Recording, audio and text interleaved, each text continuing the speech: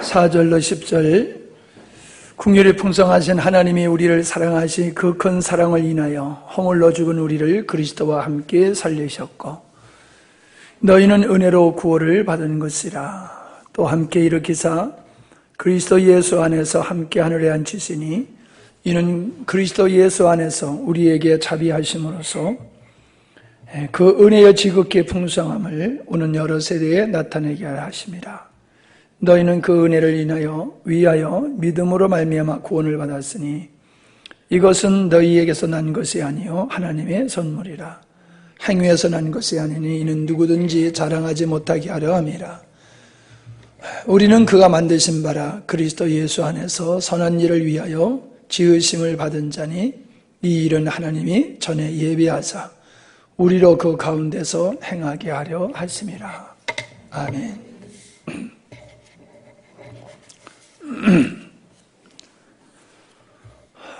지도자는 상황을 잘 분별하는 능력이 있어야지 된다고 생각을 합니다.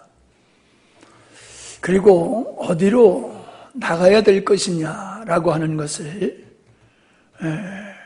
알고 있어야지 참다운 지도자다, 그렇게 생각을 합니다. 또 그런 것을 안다 할지라도 어떠한 바른 길로 나가는 데 있어서 어려움이 있다 할지라도 그 어려움을 감내해내면서 많은 사람들을 바른 길을 제시하고 바른 길로 갈 수 있도록 인도하는 것이 지도자의 사명이다 생각합니다. 직원 한 사람이 실수하는 것 가지고 회사가 망하는 일은 없을 겁니다. 그러나 오너가 잘못 판단을 하게 되어지면 회사가 망하게 되어지는 일도 있을 수 있습니다. 힘들여 일하는 것은, 근로자들이 현장에서 일하는 것은 더 힘들지만은 회사가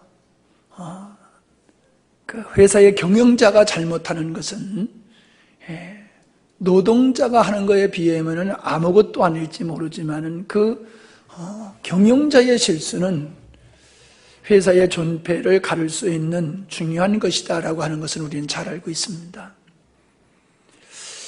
그것이 기업이 될 수도 있고 단체도 될 수 있고 국가도 될 수 있습니다만은 교회도 마찬가지다, 저는 그렇게 생각을 합니다. 바른 지도자는 예수님의 말씀과 같이 나는 선한 목자다라고 하는 그 말씀과 같이 교회의 지도자들은 자신의 그 안전을 위해서, 자기 이익을 위해서 사는 자가 아니라 보내신 하나님을 섬기고 하나님의 뜻대로 성도들을 돌보며 성도들이 믿음의 생활을 잘하도록 권면하면서 말씀으로 양육하는 일을 해야지 된다고 봅니다. 이 지도자, 교회의 지도자, 영적 지도자가 잘못 서게 되어지면은 교회 전체가 잘못된 길로 갈 수밖에 없지요. 매우 중요한 것임을 우리는 알 수 있습니다. 근데 우리가 이 시대를 바라보면은 서로에게 문제가 있는 것 같아요. 일반 성도들이 목회자에게 원하는 것, 하나님께 충성된 목회자를 원하는 것이 아니라 자신들의 위로자가 되어지기를 원하는 이러한 마음을 가지고 목회자를 대하는 경우가 요즘 시대는 대세인 것 같습니다. 우리에게는 쓴소리를 하더라도 하나님께 인정받는 목회자, 지도자, 그런 지도자를 원하고 그런 지도자가 될 수 있도록 기도하고 그 자리를 굳건히 지켜갈 수 있도록 기도로 협력하면서 돕는 이러한 성도들이 되어야지 된다고 생각합니다. 그렇지 않다 할지라도 목회자는 하나님 앞에서 바로 서서 나가야 되는데, 목회자가 그렇게 강하게 서지 아니하면 환경과 그 교회의 성도들이 원하는 쪽으로 치우칠 수밖에 없습니다. 그러면 하나님의 말씀을 전하는 것이 아니라 성도들이 원하는 축복만을 외치는 그런 구약의 선지자와 같은 그런 목회자가 되지요. 이스라엘이 멸망의 목전의 앞에 다가왔지만은 거짓 선지자들은 평안과 안전만, 축복만을 외쳤습니다. 반면에 하나님의 종들은 회개하라를 외쳤습니다. 결과적으로 참 선지자들은 백성들이 원하는 메시지를 전하지 않았기 때문에 미움을 받았고 배척을 당하고 돌에 맞아 죽고 토백혀 죽는 그런 길을 걸어갔다라고 하는 것을 우리는 역사적으로 알 수 있습니다. 선지자를 죽인 사람은 불신자가 아니라 하나님을 믿는 사람들이었다라고 하는 거지요. 예수님이 이 시대에 오셔서 누구의 손에 십자가를 지셨습니까? 종교 지도자들이지 않습니까? 제사장, 장로, 바리새인들, 이런 사람들한테 예수님이 십자가에 못 박혀 죽으셨습니다. 제가 페이스북에 목사님이 올려놓은 동영상을 봤는데, 나이지리아가 지금 급속도로 이슬람화가 되어지는데 작년에 11,500명이 순교를 당했다고 그래요. 1,300교회가 파교를 당하고, 그러면서 거기에 동영상을 하나 올려놨는데 제가 그냥 보다가 마음이 약해서 다 못 봤어요. 수많은 사람들이 지켜보는 과정 속에 몇몇 사람들이 이 막대기로, 몽둥이는 아니에요, 막대기로 개 패듯이 패는 거예요. 그냥 막 패는 거예요. 그러다가 결국 그 사람들을 불로 태워서 죽이는 그런 동영상이 올라와 있는 것을, 그걸 다 보면 제가 비유가 상해서 고생할 것 같아가지고 마음도 아프고 그래서 다 보지는 않았어요. 지금 이 시대를 보면은 믿지 않는 자들은 극렬히 하나님을 대적하고 믿는 자들을 대적하고 있습니다. 아주 극렬하게. 과거에도 있었겠지만은 지금은 아주 대단위로 그런 배교의 역사와 적대적인 행위가 아주 끔찍하게 일어나고 있는데, 반면에 교회 안에를 보면은 교회 안에는 배교의 역사가 아주 심화되어지고 있더라라고 하는 겁니다. 좀 전에 말씀드린 대로 오늘날 성도들은 두 종류의 성도들로 나눠질 수 있어요. 말씀을 사모하는 성도와 자기가 듣고 싶은 것을, 자기가 얻고 싶은 것을 얻기 위해서 소위 신앙생활을 하는 그런 사람들로 양분화가 되어 가는 것을 아주 뚜렷하게 볼 수가 있습니다. 그래서 자기가 원하는 것을 목회자를 통해서, 교회를 통해서 얻고자 했을 때에 얻어지면은 그분이 훌륭한 분이라고 얘기하고 그런 곳에 많은 사람들이 모여드는 것이 추세입니다. 그런데 자기가 원하는 것을 주지 아니하고 하나님의 메시지를 전하면은 등을 돌릴 뿐만 아니라 심지어는 목회를 할 수 없도록 하는 이런 일까지 쉽게 벌어지고 있는 것이 지금 우리가 살고 있는 이 시대입니다. 동성애를 지지하는 신학생들이 감리교, 우리나라에서 대표적인 보수 신학이라고 하는 합동 활동측 신학교에서도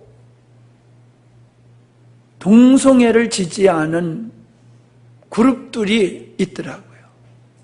몇 개 기독교 대학, 신학교에서 그걸 지지하는 사람들이 있는 것을 신문에서 제가 봤습니다. 하나님의 말씀이 절대적이질 않아요. 자기들의 생각이 절대적인 거고, 포스트모더니즘의 영향을 받아가지고 이 땅의 절대적인 진리, 하나님의 말씀이 절대적인 진리가 아니라는 거예요. 누구든지 자기가 옳다고 생각하는 것을 할 권리가 있고 그걸 존중해줘야 된다라고 하면서 하나님의 말씀을 인정하지 아니하고 하나님 말씀 위에 사람들의 자유를 올려놓고 그렇게 살아가고 있는 것이 지금 급속하게 이런 현상들이 일어나고 있습니다. 저는 나이지리아에서 예수 믿는 사람들을 몽둥으로 그렇게 패다가 결국 죽여가지고 죽여서 불에 태웠는지 불에 태워 죽였는지는 제가 너무 끔찍해서 다 안 봤는데, 그렇게 수많은 사람들이 그 광경을 그냥 구경하듯이 지켜보고 있고 극렬한 어떤 사람들이 앞장서서 그렇게 죽이더라고요. 예수님 당시에 수많은 사람, 그 중에서도 지도자들이 예수를 십자가에 못 박으라 하고 예수님을 십자가에 못 박는 것을 수많은 사람이 구경을 하고 심지어 네가 하나님의 아들이면은 거기서 내려와라 라고 조롱까지 했던, 그걸 현대의 모습으로 한번 생각해 보세요. 당시에는 가장 이성적이고 경건한 사람이고 지도자라고 하는 그런 사람들이 그렇게 끔찍하게 예수님을 십자가에 못 박아 죽이면서도 전혀 가책을 느끼지 않았죠. 스데반을 돌로 쳐 죽일 때도 동일하지 않았습니까? 많은 사람이 그 스데반을 돌로 쳐 죽이면서도 그걸 구경하셨고 그걸 옳다고 여기고 누구도 그걸 제지하지 아니하고 그걸 지켜봤고 옳다고 여겼다는 거예요. 대세가 그렇게 가면은 사람들은 그게 맞는 줄 알아요. 대세가 그렇게 가면은 그게 맞는 줄 알아요. 저는 요즘 우리 시대에 지금 제가 편지가요, 신천지에서 계속 편지가 와요. 발신자 이름 주소도 안 쓰고, 수신자 교회와 목사님 이름만 적고 계속 편지가 와요. 자기들이 옳다고.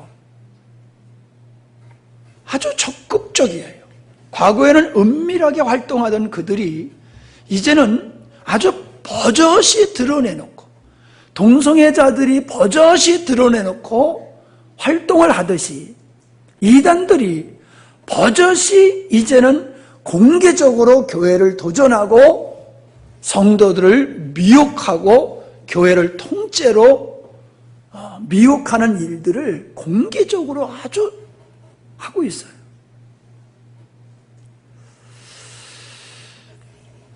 이러한 시대를 볼 때에 소름이 끼칩니다. 소름이 끼쳐요. 자다가 깰 때라고 하신 말씀, 근신하라고 하는 말씀이 왜 그런 말씀을 우리에게 주셨을까라고 하는 것이 새롭게 다가옵니다.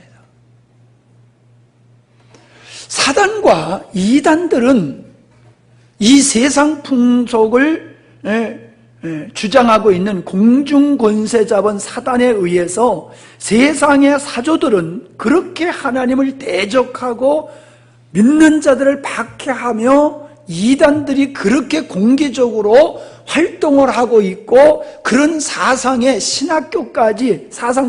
신학교까지 들어왔고 교회까지 들어와서 교인들 중에 젊은이들이 동성애를 하는 이러한 일들이 지금 벌어지고 있는 이 엄청난 현실을 여러분은 어떻게 보고 있냐는 거예요. 관심이 없는 사람은 보이지도 않을 거예요. 그런 일이 있어?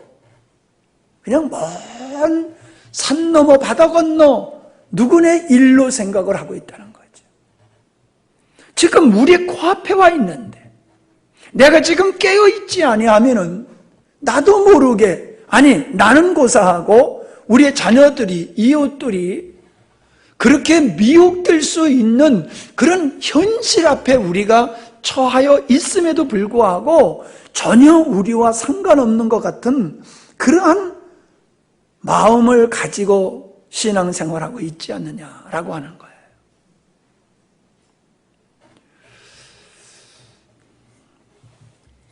지금 한국에서 가장 활발하게 활동하고 있는 이단이 신천지와 안상홍이지요. 그러면서 또 한국교회에 과거에는 그 다락방이 한국교회를 많이 어지럽혔는데 지금은 큰믿음교회라고 하는 이 신사도 운동을 하는 이 무리들이 한국교회를 상당히 어지럽히고 있습니다.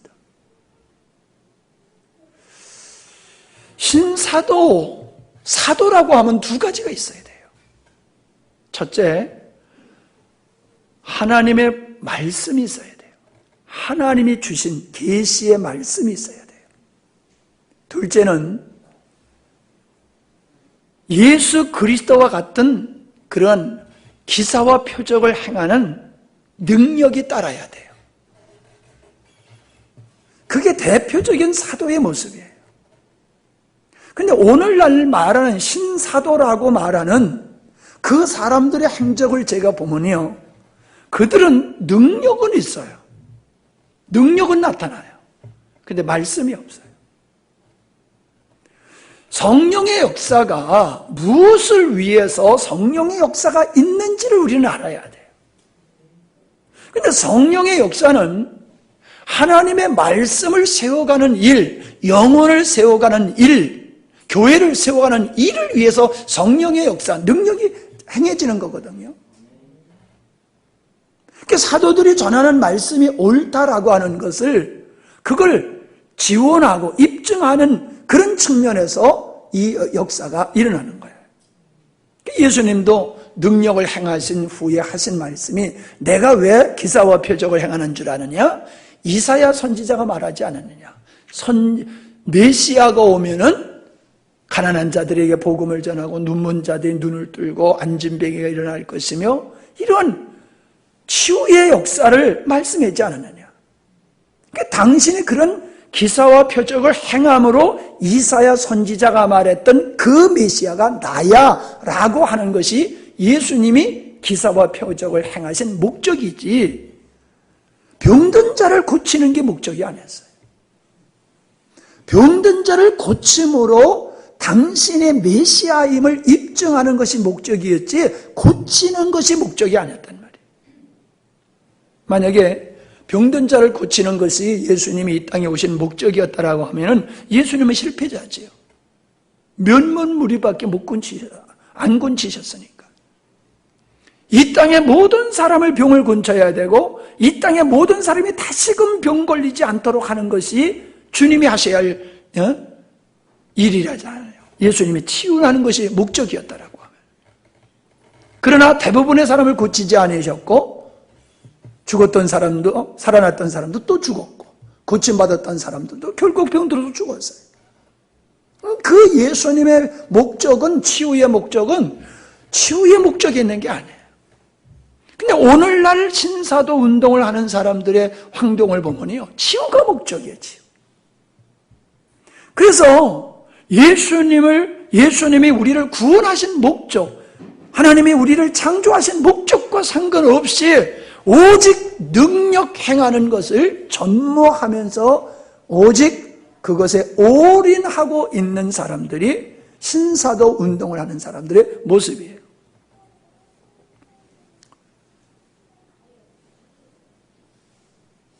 지금 우리 곁을 떠난 누구도 결국 그런 것 때문에 거기 간 거예요. 큰 믿음 교회로 왜 갔느냐? 우리 딸도 그런 능력 받았어.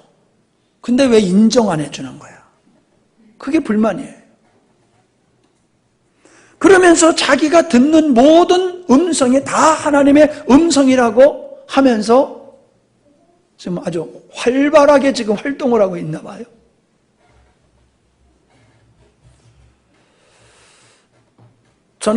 저도 하나님께서 우리를 통해서 많은 역사를 이루시지만은 저는 거기에 대해서 절대로 비중을 안 두고 있습니다. 하나님의 창조의 의도가 무엇이며 구원하신 목적이 무엇인지를 명확하게 알 때에 그 능력이라고 하는 것은 우리의 관심사가 되어서는 안 돼요. 배척해서도 안 되지만은 그것이 목적이 되어서도 절대로 안 돼요. 그냥 하나님의 말씀이 행해지는 곳에 그냥 역사가 따라올 뿐이지 그 부수적인 것을 신앙의 목적으로 삼고 가면은 다 잘못된 길로 갈 수밖에 없어요. 그게 아니다라고 하니까는 싫다고 하면서 떠나가는 거잖아요. 하나님의 창조의 의도는 상관없어요. 왜? 관심 없으니까 듣질 않아요. 수년 동안 들었지만은 내가 원하는 걸 듣는 것이지 하나님이 내게 주시는 음성을 들으려고 들지 않다 보니까는 복음을 그렇게 들어도 전혀 복음을 모르는 거예요. 십자가와 부활의 복음을 그렇게 들었어도 전혀 모르는 거예요. 왜? 내가 듣고 싶은 것만 들었기 때문에. 이 시대가 그래요. 내가 듣고 싶은 것만 듣고 내가 듣고 싶은 것을 목회자한테 요구하는 것이 이단으로 빠지는 사람들, 잘못된 길로 가는 사람들의 공통적인 현상이에요. 주님이 나에게 무슨 말씀을 주실까? 주님의 말씀을 통하여 내가 잘못된 것이 무엇인가? 이런 거엔 관심 없어요. 주님의 나를 지금 어디로 이끌어 가시느냐? 이거 관심 없어요. 오직 자기들이 원하는 것을 하나님으로 말미암아 받아내려고 하는 믿음을 자기가 원하는 것을 받아내는 수단으로 생각을 하지 그 믿음으로 말미암아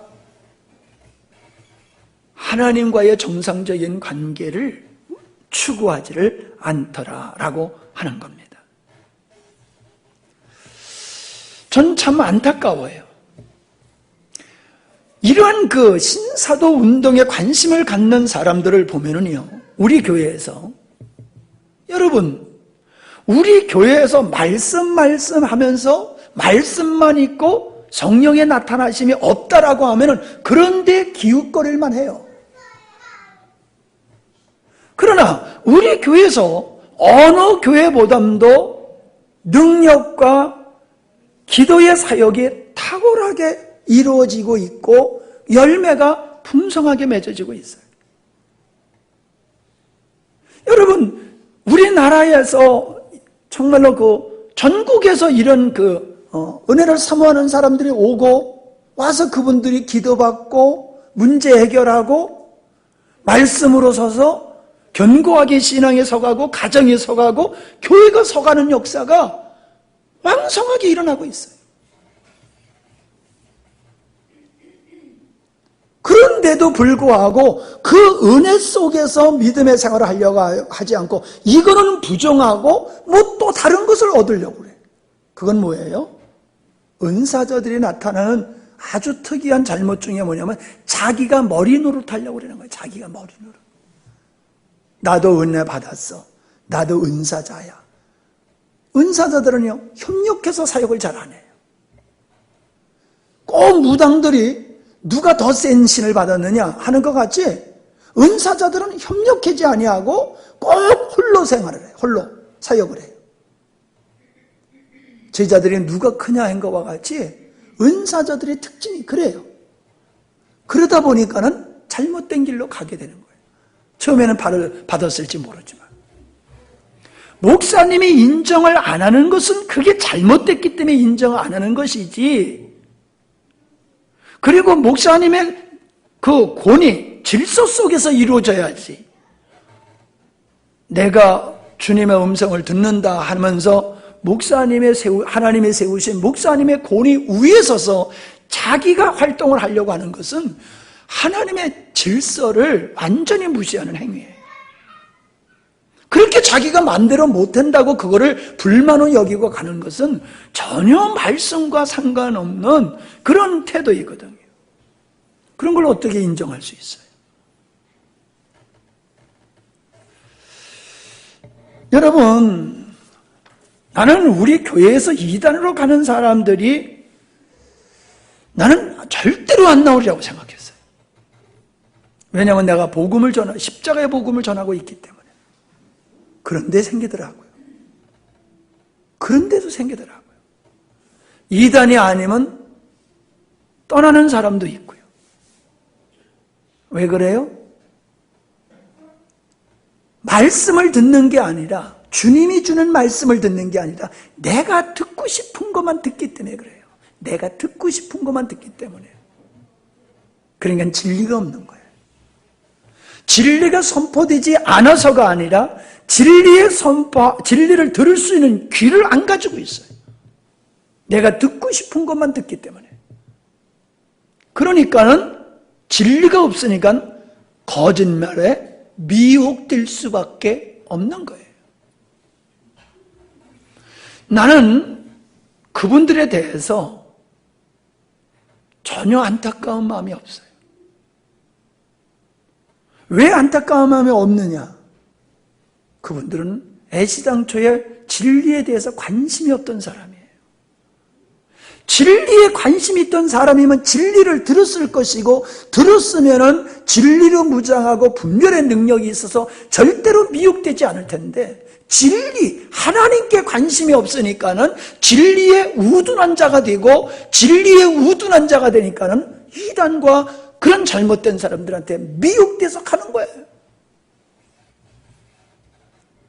제가 좀 이렇게 말씀을 집중하지 않는 분이 있으면 안타까워가지고 좀 똑바로 들으라고, 좀 잘 들으라고, 중요한 말씀이라고, 그렇게 되지 않게 하기 위해서 제가 안타까운 마음으로 그렇게 하면서 말씀을 전하는데도 불구하고 안 듣고 그렇게 가는 사람에 대해서는 어떻게 할 수가 없는 거예요.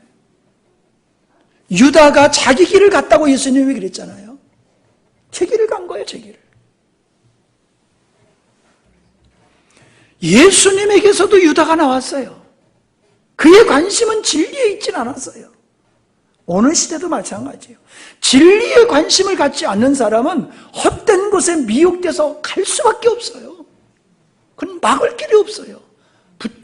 붙잡아서 되는 것도 아니고요. 저는 가장 무서운 사람이 누구냐 하면 말씀을 안 듣고 교회에 충성하는 사람이에요.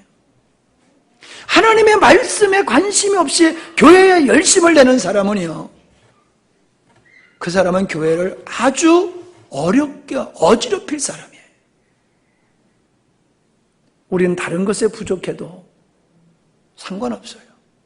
말씀에 관심을 가져야 돼요. 말씀을 깨달아야 돼요. 진리로 무장하지 아니하면은 앞에서 얘기한 대로 사회적으로 그렇게 하나님을 대적하고 교회를 대적하고 믿는 자들을 박해하는 이 시대와 교회 안에서까지 이제는 하나님의 말씀이 절대화되지 않는 이런 시대적인 사조 속에서 믿음의 생활을 제대로 할 수 없어요. 우리는 이러한 시대를 바라보면 두려운 마음이 들 수도 있어요. 그러나 여러분, 이러한 시대가 오면 어떻게 할까 두려워할 필요가 없어요. 어떻게 해야 됩니까? 하나님께 기도해야 됩니다. 주님, 이러한 현상이 이 땅에 일어나지 않게 해주십시오. 이러한 현상이 내 앞에 혹 온다 할지라도 두려워하지 않고 믿음을 지킬 수 있는 우리가 되게 해 주시옵소서. 그걸 위해서 우리가 기도해야 돼요. 좀 미안한 얘기지만요, 여러분들이 기도하는, 대표 기도하는 이렇게 기도를 가만히 듣다 보면 그 사람의 관심이 어디 있는지가 제가 읽어져요. 기도하는 내용을 가만히 들어보면 보여요. 여러분도 보일지 몰라요. 무엇을 위해서 기도하고 있는지 들으면 알잖아요. 그 나라와 그 나라를 위해서 기도하고 있는지, 아니면 육의 것을 위해서, 나라를 위하고 교회를 위한다 할지라도 그 기도가 영적인 기도가 아니라 육적으로 기도할 수가 있더란 말이에요. 나라를 위한 기도지만 하나님의 관점에서 나라를 위해서 기도하느냐, 그냥 내가 편안하게 안전하게 살기를 위해서, 나라를 위해서 기도하느냐, 다른 거예요. 그냥 우리가 무엇을 위해서 기도만 하면 그 기도 자체가 거룩하고 의롭고 하나님이 기뻐하는 게 아니에요. 어떤 관점에서 기도하냐는 거예요.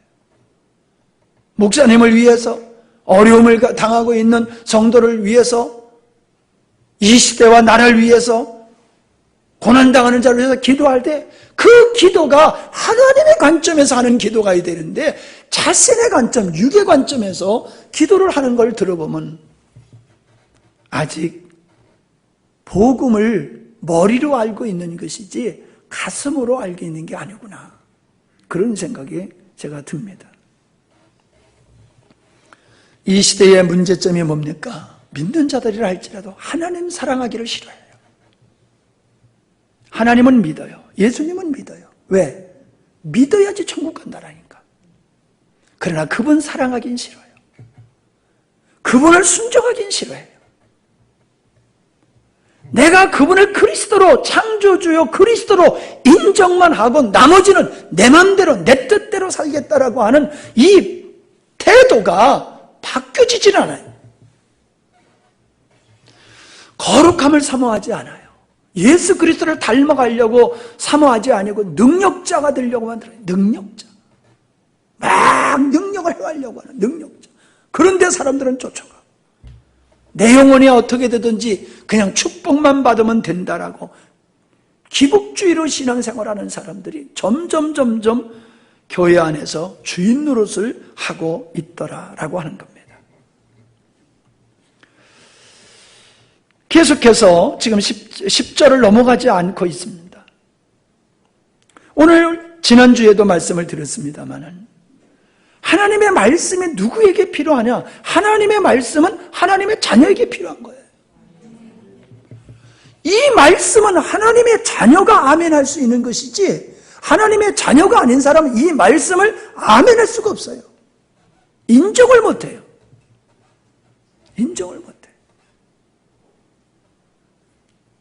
원래 오늘 우리 어머니 이제 천국 가신 날이라,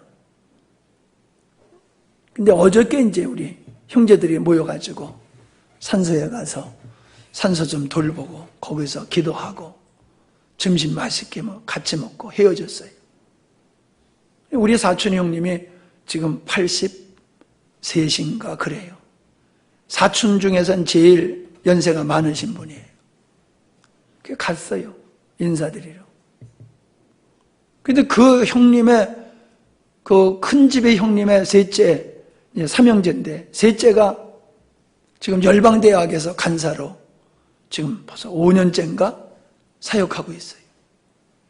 서울대 출신이라고 그렇게 그 동생 때문에 폼잡고 좋아라 했는데, 그 동생이 예수를 믿고 열방대학에 가서 목사 같은 짓을 하고 있으니까 마음이 되게 불편하시더라고요.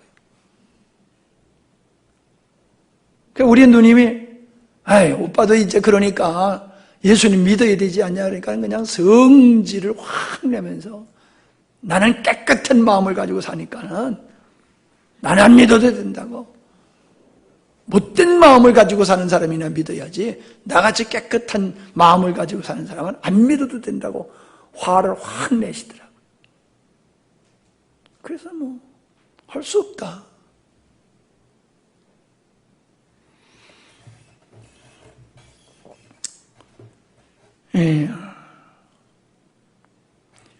우리가 구원을 받았다라고 하는 것은 다시 말하면 하나님의 말씀은 하나님을 믿는 사람들만 받을 수 있는 거예요.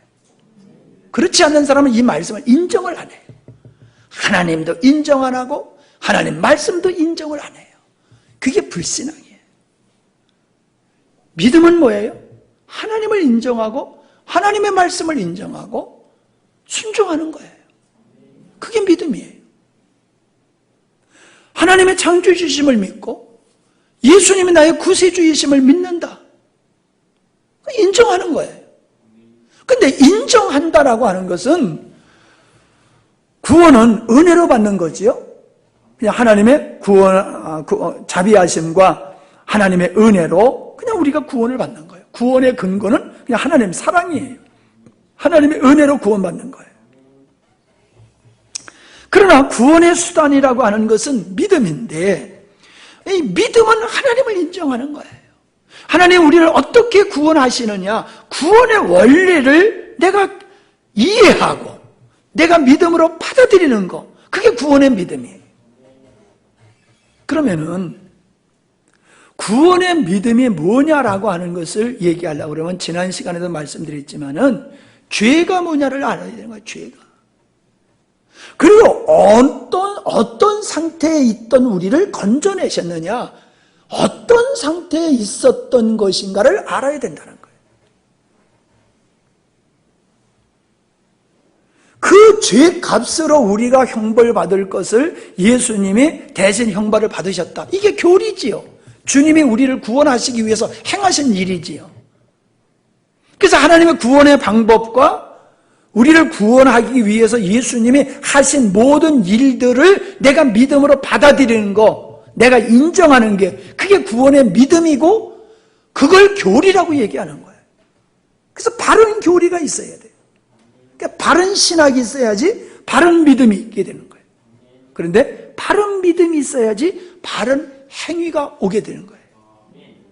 바른 신학이 없으면 바른 신앙이 안 되고 바른 신앙이 안 되면 바른 생활이 안 나오는 거예요. 보세요. 우리가 멸망 상태에 있었던 것을 본문에서 뭐라고 그래요?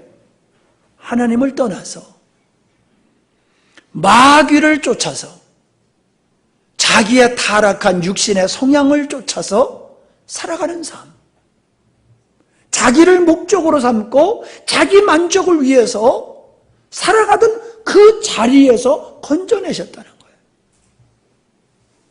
그러면 구원이라는 건 뭐예요? 더 이상 내가 목적이 아닌 하나님의 목적 상태로 살아가는 게 그게 구원이에요. 나의 성욕을 따라 사는 것이 아니라 성령의 소욕을 따라 살아가는 게 그게 구원받은 자의 모습이에요. 더 이상 나를 사랑하지 아니하고 하나님을 사랑하며 살아갈 수 있는 사람이 된 거, 그게 구원이에요. 그게 구원이에요. 여러분, 믿음으로 구원받았다라고 하면은, 믿음으로 구원받는다라고 하는 것은 예수님이 나의 구세주라고 하는 것을 믿으면은 구원받는다는 얘기인데, 예수님이 나의 구세주라고 한다라고 하는 그 믿음은 곧 내 목적이 하나님, 내가 목적된 자리에서 하나님이 목적되어지고 내가 사랑의 대상에서 하나님의 사랑의 대상이 되어지고 내 방법으로 살던 자리에서 하나님의 방법과 나의 육체의 정욕을 따라서 살던 곳에서 성령의 인도하심을 따라 살아가는 거, 그게 믿음의 결과예요. 내가 예수님을 구세주로 믿는다라고 하면 이게 있어야 돼, 이게. 근데 예수님이 내 죄를 위해서 죽으셨어요 라고 하면서 여전히 내가 목적이 되고 여전히 나를 사랑하고 여전히 내 정욕과 내 탐욕을 따라서 살아가고 있으면서 예수님이 내 죄를 위해서 죽으셨어요 하면 안 맞는 거예요. 안 맞는 거예요. 예수님을 믿는다고 하는 것은 나를 목적으로 하고 나를 사랑하면서 내 정욕을 쫓고 내 탐욕을 쫓아 살던 것이 이게 죄야. 이것 때문에 나는 지옥 가야 되고 이 죄 때문에 예수님이 십자가 못 박혀 죽으셨어. 그래서 그게 끝장나야 되는 거예요. 옛사람이 끝장나고 옛생활이 끝장나고 이제 하나님을 향하여 살아야지 이게 구원의 믿음이란 말이에요. 이게 구원의 믿음이에요. 그래서 7절과 10절에서 얘기하고 있는 게 뭐예요? 은혜의 지극히 풍성함을 오는 여러 세대에 나타내게 하렵니다. 하나님이 우리를 어떻게 구원하셨는지, 하나님이 나를 어떻게 구원하시는지, 어떤 자리에 있는 나를 어떻게 구원하시는지 그거를 깨닫고 그거를 오는 세대, 영원한 오는 세대에 선포케 하기 위해서 우리를 구원하셨다는 거예요. 그런데 입술로는 그렇게 선포하고 나는 여전히 그 자리에서 있으면 되겠어요? 여전히? 그건 있을 수 없는 일이에요.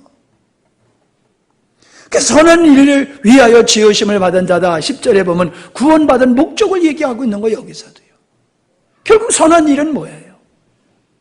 우리를 구원하셔서 이제는 내가 목적이 아닌 하나님을 향한 하나님의 목적된 삶을 살아가도록 우리를 구원하셨다는 거지요. 그게 성도의 삶이에요. 그게 성도의 삶이에요.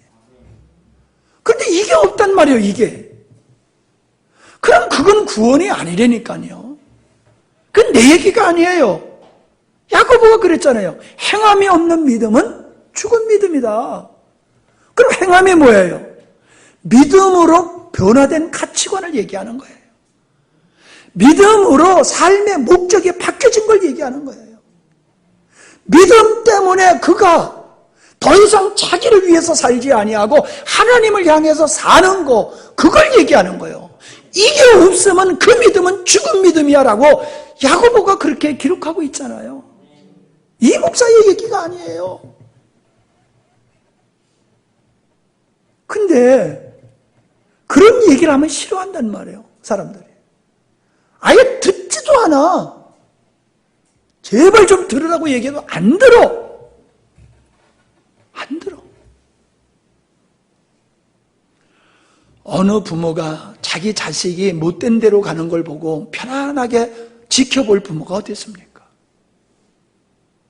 저는요, 성도들이 그 진리에 대해서 외면하는 걸 보면요, 너무너무 안타까워가지고 그냥 보고 있을 수가 없어요. 그러니까 자꾸 눈 뜨라고 그러고 쳐다보라고 그러고 똑바로 들으라고 그러고 그래도 안 되면 소리를 빽빽 질러가면서 하는데 그걸 가지고 성질 낸다고 그런단 말이에요. 응? 나도 안 그러려고 얼마나 결단을 하는지, 안 그러려고 내가 얼마나 결단을 하는데 보면은 그냥 있을 수가 없어요. 그냥 있을 수가 없어요. 아니, 내 새끼가 지금 불 속으로 겨들어간다고 생각해 보세요. 가만히 볼 부모가 어디 있냐고요. 그 잡아 끌어내지요. 그걸 보고 우리 목사님은 성질도 뭐 좋고 소리만 지르고 그런다고.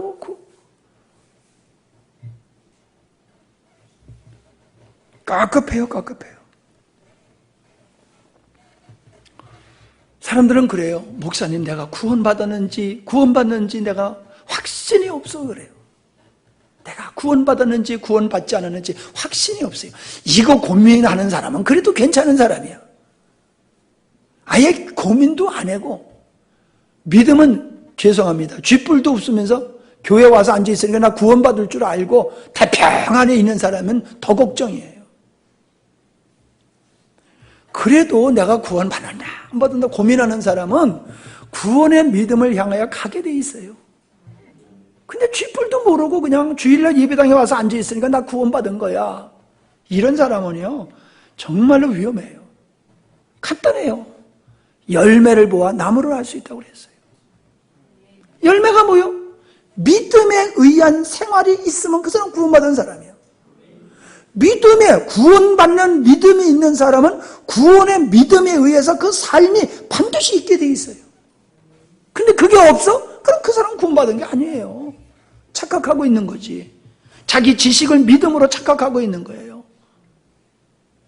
그래도 이 수요일날 여기 앉아 계신 여러분들은 정말 구원받은 사람인 것 같아요. 제가 볼 때. 근데 문제는 뭐냐? 여러분, 이단들도 극성스럽게 그들도 난리법석을 치는데 우리는 구원받은 자로서 어떻게 이렇게 댕댕하고 잠잠하고 어떻게 그럴 수 있냐 말이요. 난 이게 신기해. 이게 신기해.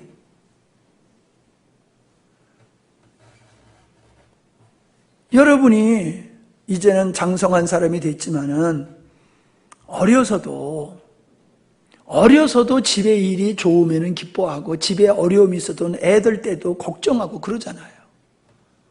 우리가 하나님의 자녀가 되었으면은 이제 아버지를 걱정하고 아버지를 사랑하고 은혜만 받으려고 그러면 안 돼요. 은혜만 받으려고 그러면 그게 좋은 건 줄 알아요? 아니요. 이제 은혜 받으려 뭘 은혜를 더 받아서 뭐 할 거예요? 무슨 은혜를 더 받으려고 그래요? 무슨 은혜를 더 받으려고 그러냐고요? 더 받을 거 없어요. 이미 하나님이 주신 은혜 가운데서 내가 주님을 적극적으로 사랑하며 아버지가 기뻐하는 일을 나도 기뻐하고 아버지가 원하시는 일을 나도 원하면서 아버지가 일하시는 일에 나도 동참하면서 그걸 기쁨으로 살아가는 삶이 우리가 가져야 되는 관심사지. 저는요, 제가 여기서 혼자 기도할 때 그래요. 하나님, 요 의자가 몇 개입니까? 요 의자도 다 못 채운 목회를 제가 하고 있네요. 요 의자도 다 채우지는 못하는 목회.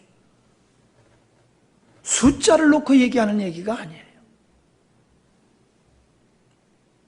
많지 않은 이 의자를 정말로 주님 사랑하는 사람들로 채우지 못하고 그런 사람들로 이렇게 세워가지 못하는 것이 너무 미안하기도 하고 속상하기도 하고 안타깝기도 하고 그래서 그런 기도를 해요.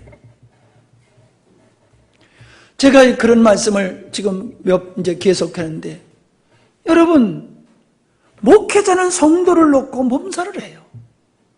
여러분은 주님의 나라의 일을 놓고 얼마나 몸살을 하셨습니까?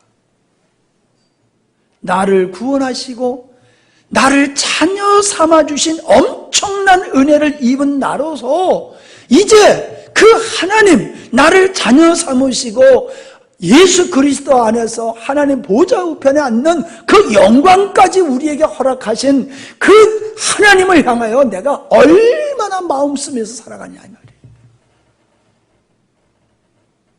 이단들도 그 난리법석을 치는데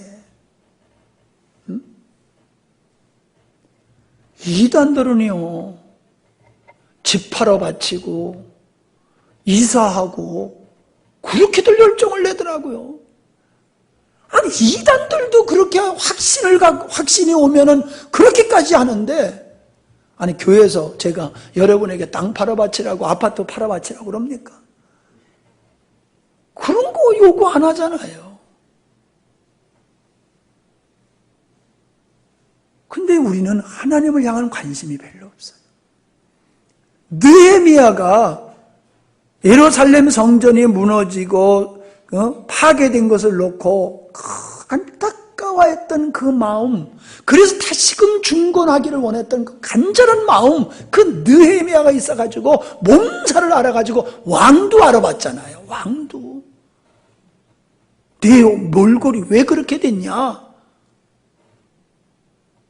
오늘 우리가 하나님의 귀한 은혜, 정말로 구원이라고 하는 하나님의 자녀, 멸망의 자리에서 하나님의 자녀가 되고 그 영광에 참여한 이 가치를 알게 되어지면은 우리는 하나님을 향하여 그렇게 무관심할 수가 없다는 거예요. 하나님의 이 일에 대해서 무관심할 수가 없다는 거예요. 그냥 예배에 참여하는 정도로 우리가 족할 수가 없다는 거예요. 주님의 나라를 향해서 몸살을 해야 되는 게 맞는 거예요. 몸살을 해야 돼요. 근데 우리는 그렇지 않아요. 그건 뭘 의미하는 거예요? 아직도 우리는 우리를 창조하시고 구원하시는 하나님의 목적이 우리 인생의 목적이 되기보다는 복음은 하나의 진리로 알고 있을 뿐이지 우리 마음새는 여전히 나를 사랑하고 내 만족에 안주하면서 거기서 벗어나려고 들지 않는 이 악함과 게으름이 우리 안에 있고 우리는 그거에 있어서 자유하지 못하고 있더라. 그게 제가 봤을 때 우리 교회의 모습이에요. 저는 우리 교회가 작은 교회지만 큰 교회로서의 모습을 한국 교회에 보내기를 정말로 주님이 주신 그 마음을 가지고 전 평생 목회를 하고 있어요.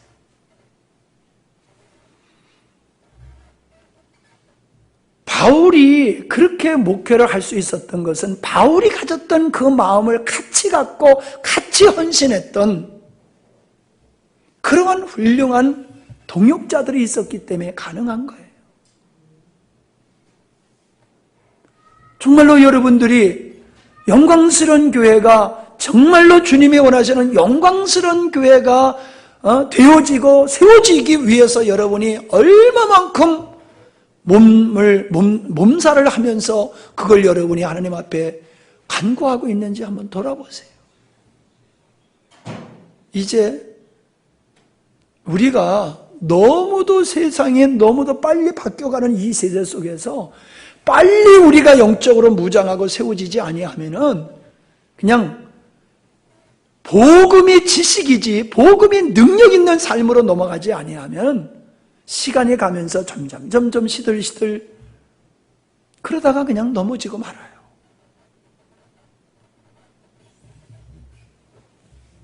여러분은 둘 중에 하나인 목사를 만난 거예요. 제가 잘못됐다라고 하면 유별난 목사, 진짜 별난 목사를 만난 거고요. 제가 맞다라고 하면은 여러분은 이 시대의 바른 지도자를 만난 거예요. 둘 중에 하나예요. 제가 시대를 바로 보고 바른 복음을 가진 목사든지 아니면은 뭔가 세상을 잘못 보고 괜히 헛심 쓰고 있는 잘못된 사람이든지 둘 중에 하나예요.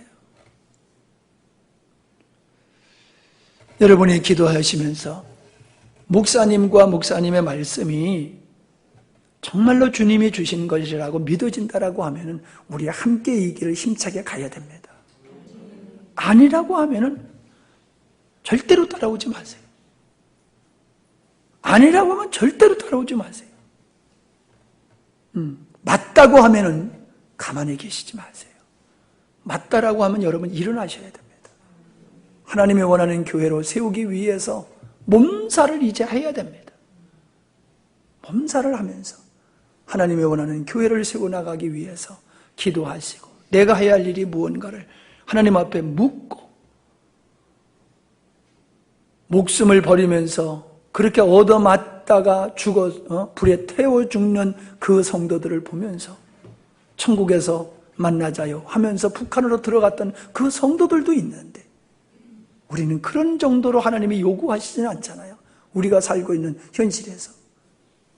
그런데 우리가 정말로 하나님의 나라를 위해서 땀 흘리고 성령이 우리 안에서 인도하는 대로 순종하지 아니한다라고 하면은 우리 게으른 자가 될 수밖에 없습니다. 우리 함께 이 시간에 기도하는 시간을 갖도록 합니다. 복음을 들었다고 해서 복음을 깨달은 게 아닙니다. 복음을 알고 있다고 하고 내가 복음을 말하고 있다고 해서 또 복음을 깨달은 것도 아닙니다. 복음을 깨달은 자는 복음에 의해서 살게 되어 있습니다. 복음이 나를 새롭게 하고 복음이 나의 삶 속에 어떠한 삶을 만들어내게 되어 있습니다. 근데 많은 사람들은 땀과 수고와 희생은 원치 않습니다. 그러나 복음은 그걸 요구해요. 우리의 땀을 요구하고 우리의 수고를 요구합니다. 우리 안에서 성령께서 우리를 그런 곳으로 인도하지만 우린 짐짓 외면하고 그냥 복음을 아는 것으로 안주하면서 신앙생활을 하기가 쉬워요. 오늘 이 시간에 하나님 나라부터 우리 온 성도들이 복음을 깨닫는 자 되게 하시고 복음 위에서 사는 자 되게 하시고 복음으로 주님이 원하는 영광스러운 교회를 세우게 하시고 복음의 능력으로 이 어두운 시대를 밝힐 수 있는 우리가 되기를 원합니다. 간절한 마음으로 한번 기도하시겠습니다. 존귀하신 아버지 하나님, 시대의